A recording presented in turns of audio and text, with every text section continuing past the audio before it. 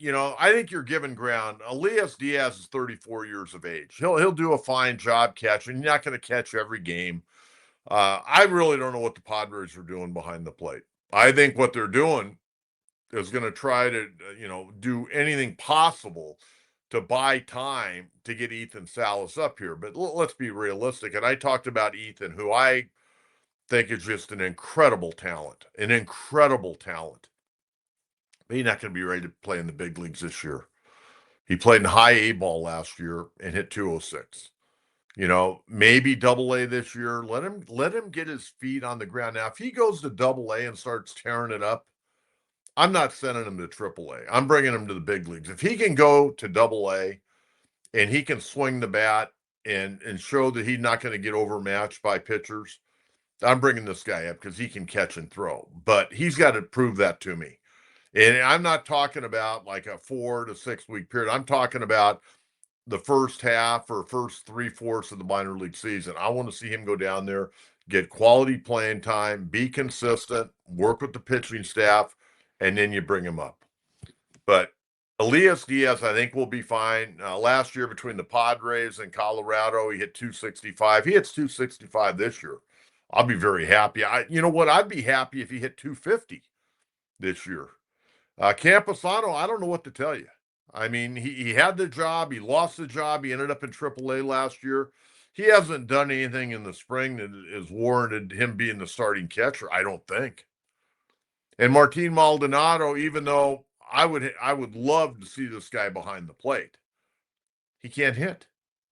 He's a 203 career hitter, but I don't think he's hit 203 in several years. He's living off of the past. Last year, he hit 119 and got released by the worst team in baseball, the Chicago White Sox. So give me who do you think ought to be the two catchers on this roster when they break camp in a couple of weeks? Okay, I want to get to Jake Cronenworth. I think you're going to find this to be very interesting. And, I'm not this big analytical guy, but I do look at numbers. And some of these numbers just flat out scream he can't play against left-handed pitching.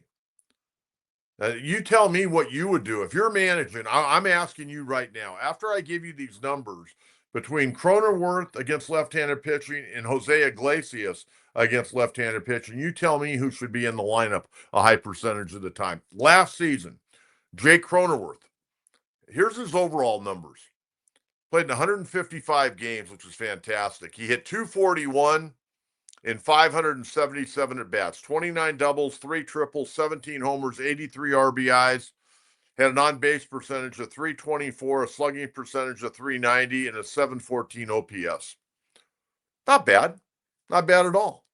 Now, against left handed pitching, I really want you to let this digest and saturate a little bit, and then give me your take after I give you his numbers and Iglesias' numbers against left-handed pitching last year when he played with the Mets. Jake Cronenworth last year, he had 153 at bats against left-handed pitching. He hit 203 with an on-base percentage of 276, an OPS of 531. That's paltry. 153 at bats last year. He had 5 doubles, no triples, 1 homer, 16 RBIs. Okay, then you go with Jose Iglesias, who had 92 at bats against left-handed pitching. He had 402 with 10 doubles, so that's 5 more than Cronenworth in 61 less at bats.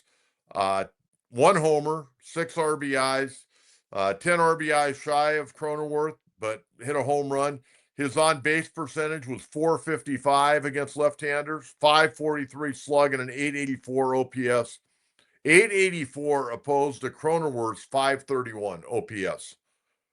I mean, it tells me, now again, certain left-handers, Cronenworth may be okay, but if you've got Iglesias on the roster and you're going to run out Machado and Bogarts and Arise, it tells me, unless Arise is going to be the DH, that on days where you got a tough left-handed pitcher, Cronenworth's sitting, and Iglesias is playing second base.